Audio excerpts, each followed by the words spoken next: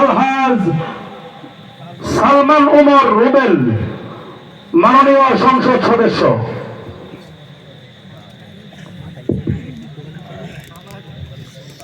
বিসমিল্লাহির রহমানির রহিম। তাহফুজুদ্দিন উলামা তালাবা পরিষদ আয়োজিত এই তাফসীর কোরআন মাহফিলে উপস্থিত আজকের এই মাহফিলের সম্মানিত সভাপতি পীরে কামেল আল্লামা মাহফুদ্দিন সাহেব, উপস্থিত আছেন অত্র ইউনিয়নের বারবার নির্বাচিত জনপ্রিয় চেয়ারম্যান জনাব মোহাম্মদ সাফজাল হোসেন খান, উপস্থিত আছেন বিশিষ্ট আমাদের টিভি ব্যক্তিত্ব এবং মিডিয়া ব্যক্তিত্ব, যিনি দিনের কথা বলে সারা বাংলাদেশ এবং দেশের বাইরে নিজেকে পরিচিত করেছেন এবং দিন প্রসার করছেন, দিনের আলো প্রসার করছেন। উনি আবার আমার শ্বশুর বাড়ির এলাকার লোক, কারি রফিকুল ইসলাম মাদানী সাহেব, উপস্থিত উলামা একরামগণ, মুরব্বিয়ান ভাই বন্ধুরা, সকলকে জানাই আমার ব্যক্তিগত পক্ষ থেকে সালাম, আসসালামু আলাইকুম। আমি আসলে বসে কথা বললাম না, আমাদের আসলে বসে কথা বলার অভ্যাস নাই। আর এখানে উলামা একরামগণ আছেন, ওনারা বসে কথা বলেন, আমরা শুনি, সেটা আমাদের জন্য মানানসই। কারণ এটা ইসলামী মহাসম্মেলন, এখানে ওনার জ্ঞানের দ্বারাই কিন্তু আমরা পরিচালিত হওয়ার জন্যই আসছি, ওনাদের কাছ থেকে শিখতে আসছি। যে কারণেই আমি দাঁড়িয়ে কথা বলছি। আপনারা বিগত 12ই ফেব্রুয়ারি আপনাদের ভোটের মাধ্যমে আমাকে সংসদ সদস্য নির্বাচিত করেছেন, সেই জন্য আপনাদের কাছে আমি কৃতজ্ঞ। আমি বিভিন্ন জায়গায় ঘুরতেছি, এমপি হওয়ার পরের থেকে আমি মনে হয় ঘোরা ছাড়া কোনোদিন বাদ রাখতেছি না। এবং নির্বাচনের কালীন সময়েও আমরা বিভিন্ন জায়গায়, কোনো সময় গাড়িতে, কোনো সময় রিক্সায়, কোনো সময় মোটর সাইকেলে, কোনো সময় পায়ে হেঁটে বিভিন্ন জায়গায় আমরা গিয়েছি। রাস্তাঘাটের সমস্যা আমাদের হালুয়াঘাট ধুবড় প্রত্যেকটা জায়গায়। আপনি যদি মনে করেন বিল্ডের অবস্থা খারাপ, তাইলে পুরা কান্দুলে গেলে বুঝবেন যে আরো কিরম খারাপ।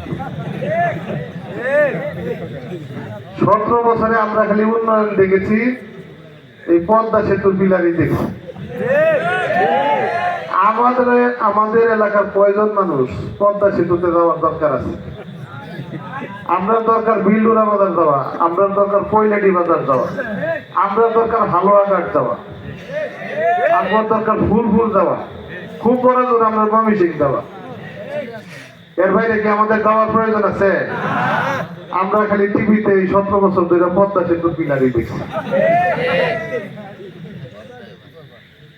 এই উন্নয়নের ছোঁয়া আসলে গ্রামে রাখতে হবে।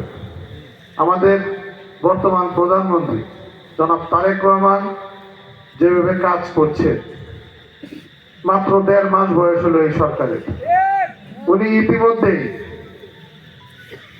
ছুটির দিনে উনি অফিস করছেন, উনি পরিশ্রম করছেন। আমরা যেভাবে ঘুরতেছি আমাদের এলাকায়, উনি তো সারা বাংলাদেশ নিয়ে চিন্তা করতেছেন। 64টা ডিস্ট্রিক্ট ওনার চিন্তা করতে হয়। আমরা 2 এলাকা নিয়ে পেরেশান হয়ে যেতেছি। হালুয়াঘাট গেলে দুবরার লোকটা নেই, দুবরা গেলে হালুয়াঘাটের লোকটা নেই, বিলডুরা গেলে নড়াইলের লোকটা নেই, নড়াইল গেলে দুরাইলের লোকটা নেই। টানাটানি করে আপনারা মনে করেন লেঙ্গা বানায় বলে।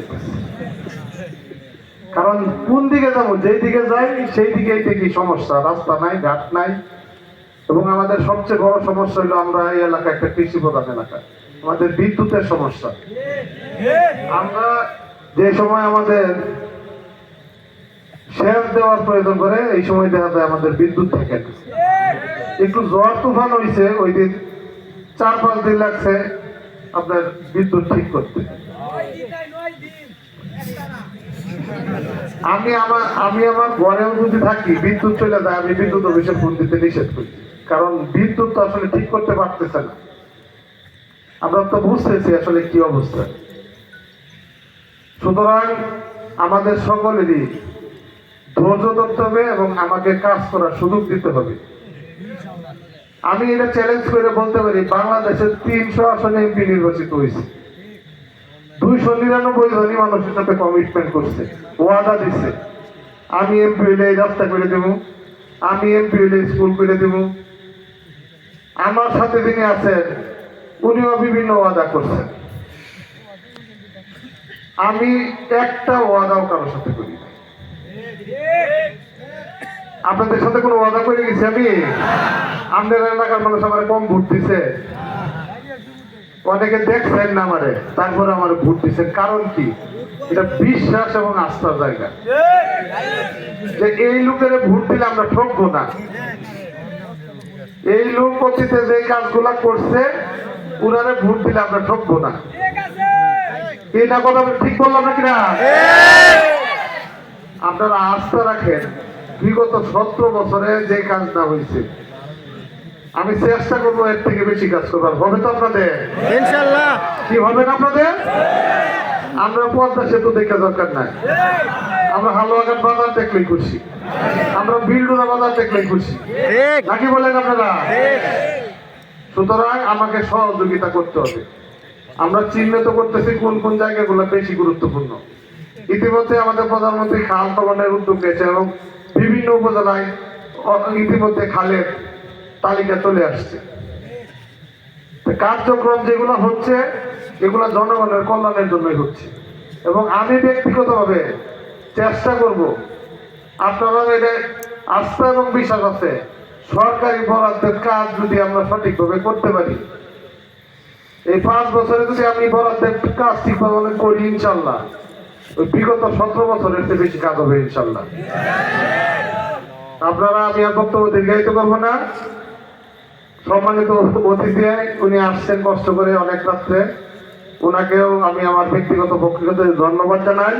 আর আপনাদের কাছে দায়িত্ব দিয়ে গেলাম, আমার শ্বশুর ঘরে এলাকার লোক, ওনারা খাতির যত্ন ভালো করে করবেন আপনারা, নাইলে আবার পূর্বতলা যাইতে দিব না, আমার একটু ঝামেলা আসতে গেছে। হ্যাঁ, আর আপনাদের এই যে দাবি দাওয়া গুলা করছেন, আমি আসলে জবান দিয়ে আটকে যেতে চাই না, আমি আপনাদের কাজের মাধ্যমে সেটা পরিচয় দিতে চাই। আপনারা অনেক মানুষের জবান নিছেন, ফলাফল পাইছেন কিছু? তা আমি জবান দিলাম না, আপনাদেরকে ফলাফল দেখাইতে চাই ইনশাল্লাহ। ইনশাআল্লাহ। কি আস্থা বিশ্বাস আছে তো আমার উপরে? ইনশাআল্লাহ। জি, ভালো থাকবেন সকলে, দোয়া করবেন আমার জন্য, আমি যেন আপনাদের সকলকে নিয়ে কাজ করতে পারি। এটা চেয়ারম্যান সাহেবকে বলা হয়েছে, সব কথা মাইকে বলতে হয় না রে ভাই, আমরা জনগণের সম্পত্তি, এত মাইকের সামনে সব কথা বলে ঝামেলা আছে। ভালো থাকবেন সকলে, দোয়া করবেন আমার জন্য। আসসালামু আলাইকুম।